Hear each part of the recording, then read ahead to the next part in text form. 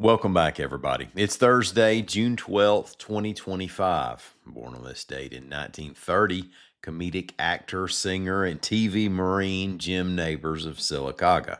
In 1969, former NFL fullback Kevin Turner of Prattville. And in 1973, former NBA forward Jason Caffey of Mobile. Today, we have a new old name for a military installation: world record-breaking quadruplets, and the former VA chief suing the governor. Then after the break, we'll have Haley Lawrence of This Is Alabama on the show to talk about a new series of stories that This Is Alabama is doing on unsung places, people, and things around the state. My name's Ike Morgan, and we're down in Alabama.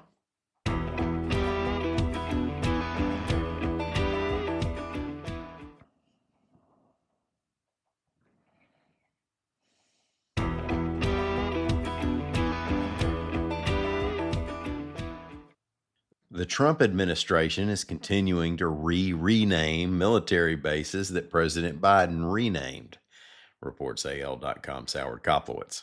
Biden renamed bases throughout the South that had been named for Confederate veterans. Trump is reverting to the old installation names, but without the Confederate connections.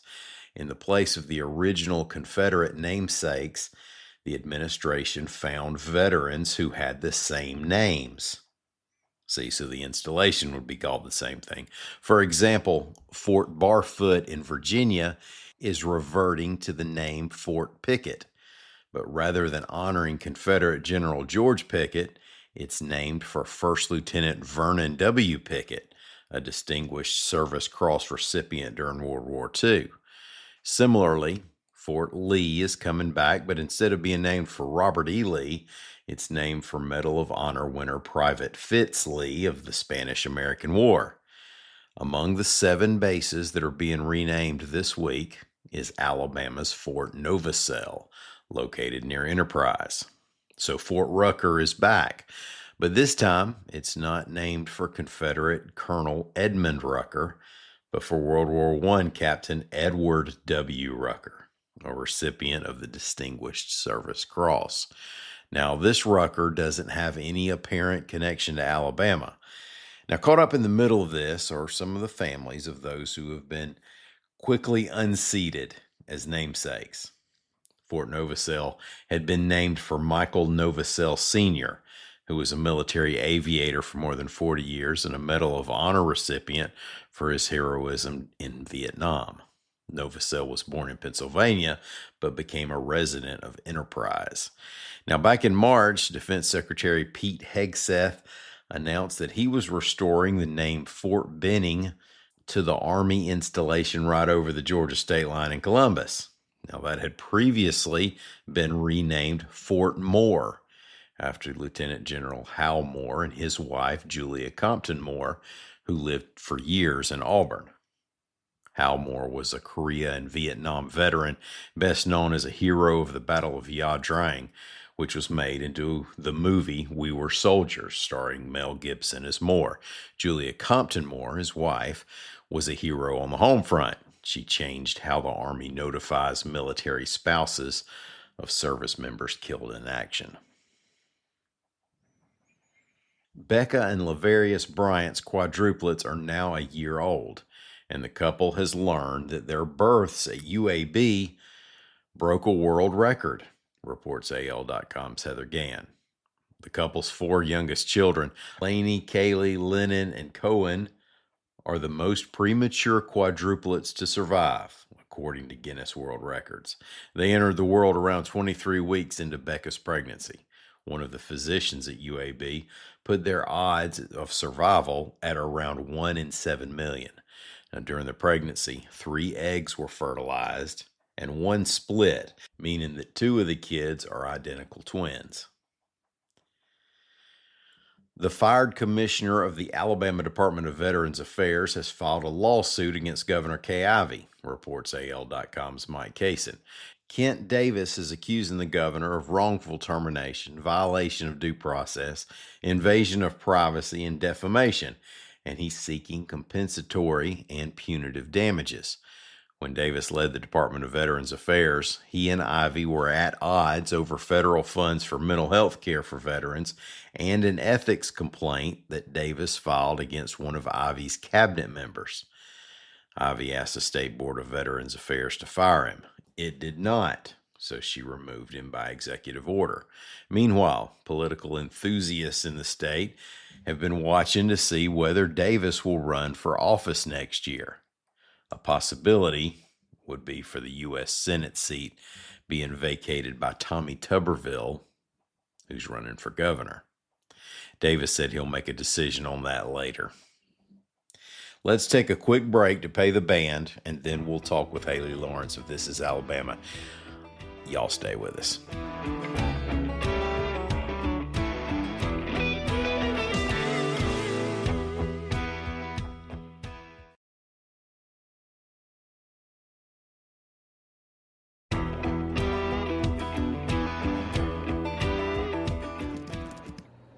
Hey, everybody. Thanks for staying with us.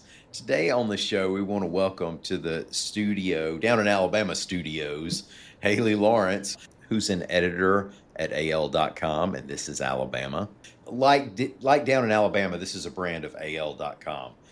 Her folks over there have a summer series of stories that's already started called Unsung Alabama. I thought it would be great if she could come on the show and share with us a little bit of what they've been uncovering on the road around the state. Welcome to Down in Alabama Studios, Haley. Great to be here, Ike. Doesn't it sound fancier when I use the plural, Down in Alabama Studios? I mean, I don't know if anything you say sounds really fancy, Ike. Sorry to say that. Well, I feel like we have a lot next to Universal if it's Down in Alabama Studios. I have one microphone, folks. Tell me about Unsung Alabama and the whole idea behind the series. Well, Ike, we were trying to think of some ideas for the summer. Ideas, stories to write, content to make, and for AL.com and This Is Alabama, we talk a lot about the Alabama things and people and food and people that everyone loves and knows about, like Conecuh sausage. Everyone loves Conecuh sausage. Everyone talks about Conecuh sausage. I'm a North Alabama girl. I'm talking to you right now from Scottsboro, but white barbecue sauce, most people know white barbecue sauce, but we wanted to really focus in on some of the subjects that we don't talk about as much on AL.com and This Is Alabama. The people, the places, the food, people doing good in the community, just stories that we may not have out there as often as, say, we'll have a story about Conecuh sausage. I'm not picking on Conecuh sausage. I can never pick on Conecuh sausage. Have you eaten yet today? Is that the problem? I have eaten today, and that's really sad. Well, I'm so glad y'all are doing it, because if you haven't noticed, football season's over and the legislative session is over, and we'll take all the stories we can get. So we're glad y'all are out there doing it. And I want to get some 411 from you on some of this stuff. Y'all have a bunch of stories out already. Tell me what y'all have been turning up.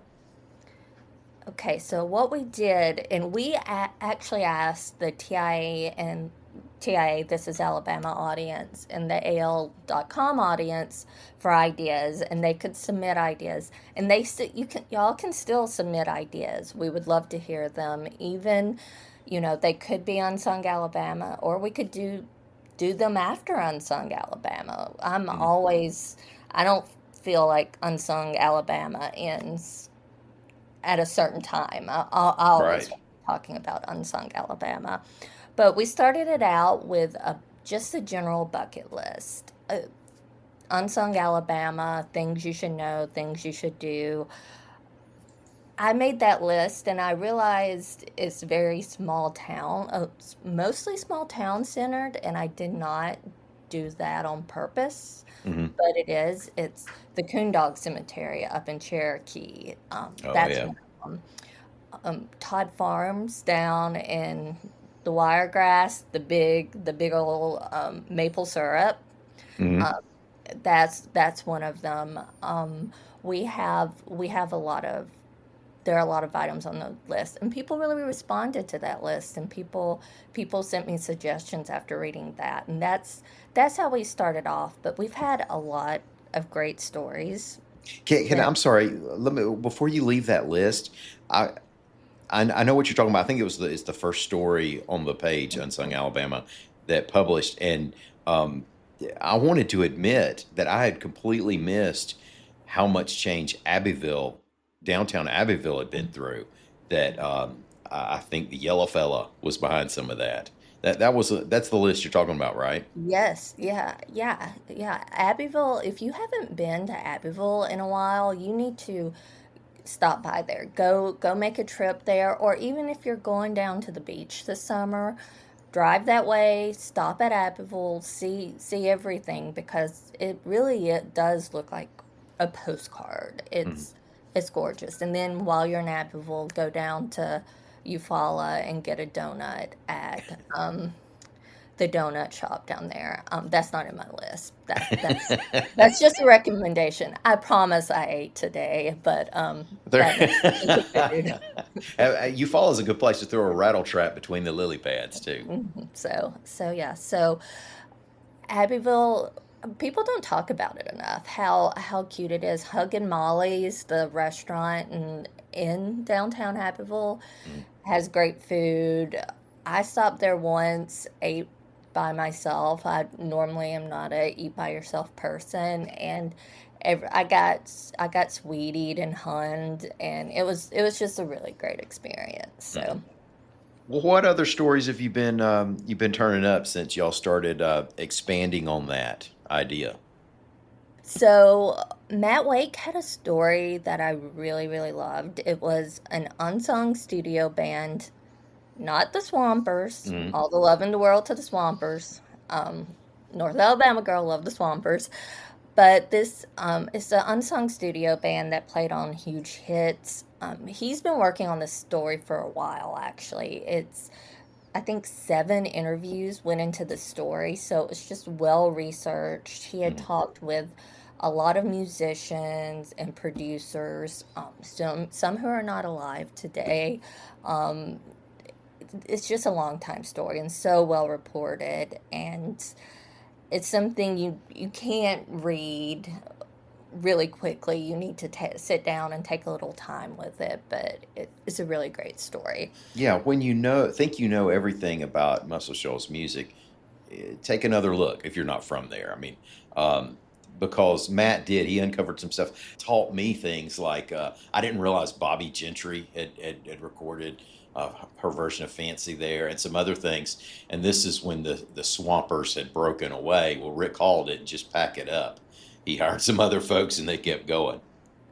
Yeah, and it was interesting to read about that too, because he was like, I am keeping them, I am keeping these musicians here.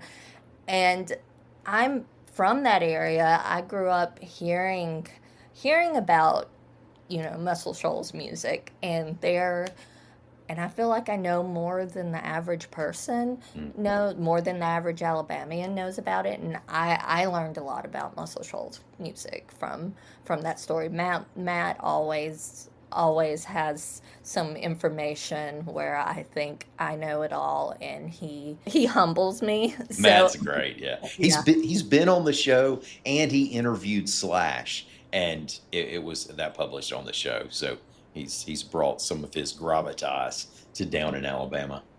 More things we had on what I love about this project is when you say unsung, people bring their own interpretations of unsung. You say unsung, some people immediately think of a restaurant, they think of a person, they think of a band, they think of history. When we ask, each reporter has had their own interpretation of what unsung is, just like everyone we've asked in the audience has had their own interpretation. But Amber Sutton had a story, it published this week, and I just thought it was a really sweet, inspirational story we don't get enough of these days. And it was about a woman who moved to the Huntsville area and she wanted to do something good for the area.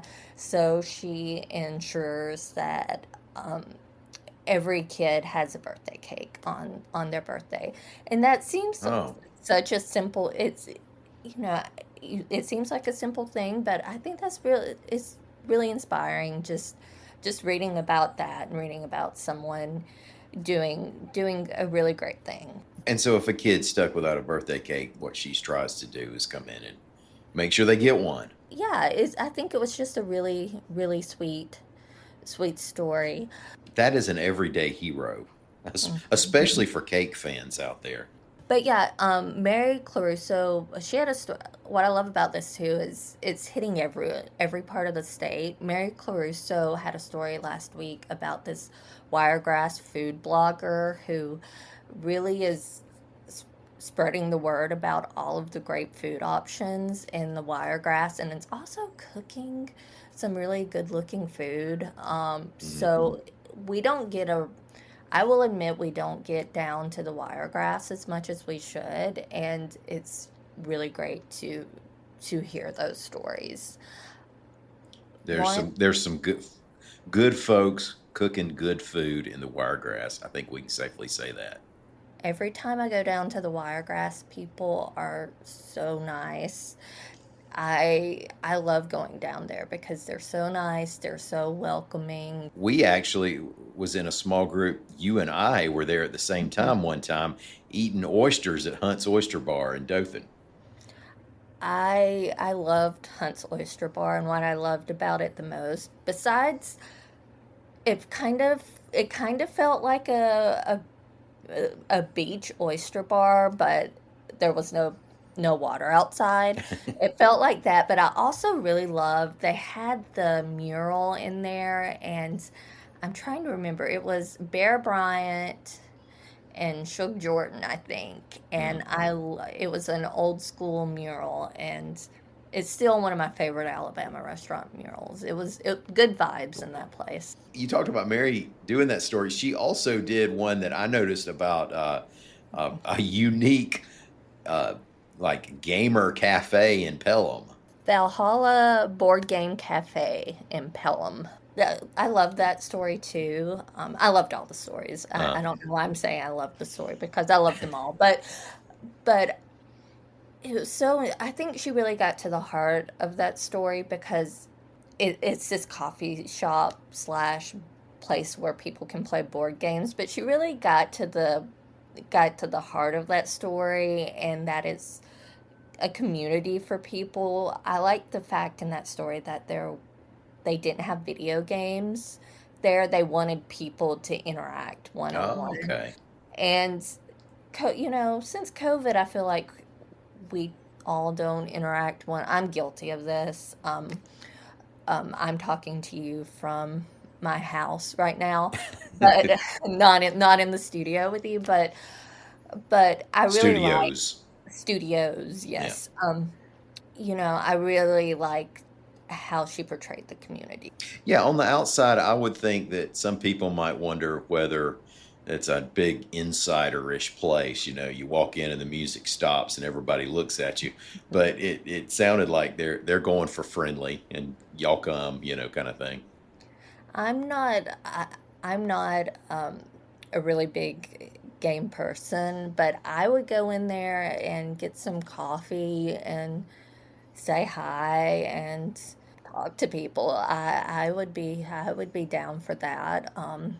I next week we can do that. Are you game for that? The closest I've ever been to any gaming kind of things, I have to go all the way back. Well, other than Nintendo, right? I have to go all the way back to elementary school, where kids at PE or recess or whatever, they were playing Dungeons and Dragons, and you know they have like, I don't know, those people are gonna correct me. All right, how do you get that wrong? But I think they have like 12-sided dice and things like that. So they're out there rolling that and everything. And the PE coach, Coach Batisky, comes up and immediately goes, "Hey, y'all are playing my game now!" And he jumped down and he thought he was going to shoot marbles with the kids. No, this is way more sophisticated than the shooting marbles days, Coach. But yeah, I was an onlooker for that.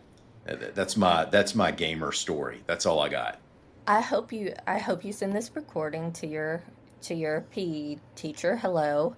Um, Yeah, Coach Batisky, where are you, man? I don't know. I don't know, but I don't think he's still there. But well, it's been a minute.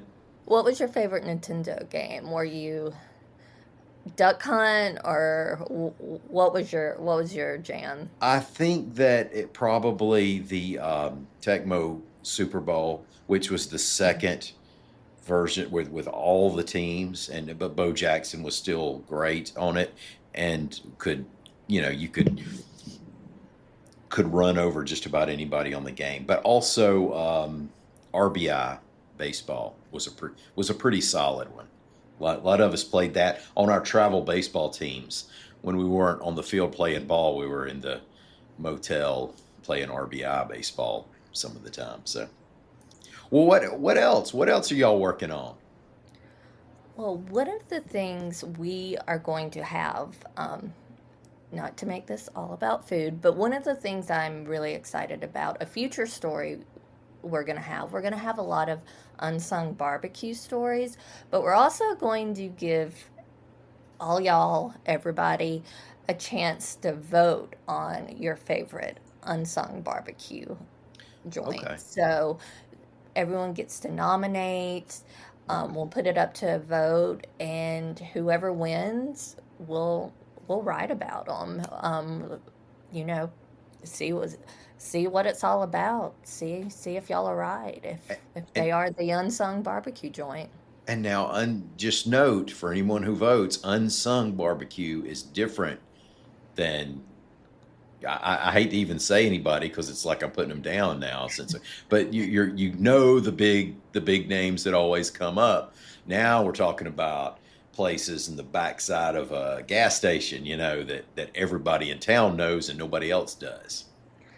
That place that you know is gonna sell out. So you got to get there because they're gonna sell out, and there are there are a lot of great barbecue places in Alabama, and we talk about them a lot. So we want to give some love to some people we don't talk about as much because we could talk about barbecue all day. We could write a barbecue story a day and not get all the barbecue joints, all the great barbecue joints in Alabama. We could do that. Yeah, there's other stuff to cover also, and unfortunately, it can't I all be mean, all barbecue I all the mean, time. But there are, yeah. I'm glad we're making another run at getting some of these names and places. Well, if people have ideas for you for unsung Alabama stories, they can. I'll link to the series in show notes and maybe drop our emails. That sounds Some good. folks out there have my email already. Just you send it to me, I'll pass it along, or I'll put yours also in the show notes. But I, well, my other question was hints of what might be coming, some spoilers, and you told me about the barbecue thing that I did not know, and that'll be exciting because we always want to uncover that. I love riding down the road, and you always see that barbecue shack that you wouldn't really even ever consider, except that parking lot's always full, and that's a good. If that parking lot's always full, you need to make time. Also, this number two thing is how cartoonish does the pig on the sign look? You, I feel like that's another great indicator. How crazy does that pig look? How ridiculous is that pig? The more ridiculous, the better you know the barbecue is. How many people have pulled into a Piggly Wiggly parking lot, if they didn't have one in their hometown and I go, mean, they got barbecue here. I mean, if it's lunchtime in a small town, that Piggly Wiggly's probably got a meat and three going on for lunchtime, so there might be some barbecue there, and They there could may be get some. some. Yeah, yeah. The especially the small town Piggly Wigglies. That's a whole other day, a whole other conversation. I can All chat right. to you about. So Well, Haley Lawrence, I appreciate you for coming on and doing this. And can we maybe get you back to talk about some of the other stories y'all do down the line, especially that the barbecue part of the whole deal? I would love to come back and chat. It's Okay, great talking with you. great. Let's do it. And thanks everybody out there for listening to us. We're going to be back bright and early in the morning. Until then, y'all come by and see what we're doing anytime you want to. We're on the World Wide Web at al.com.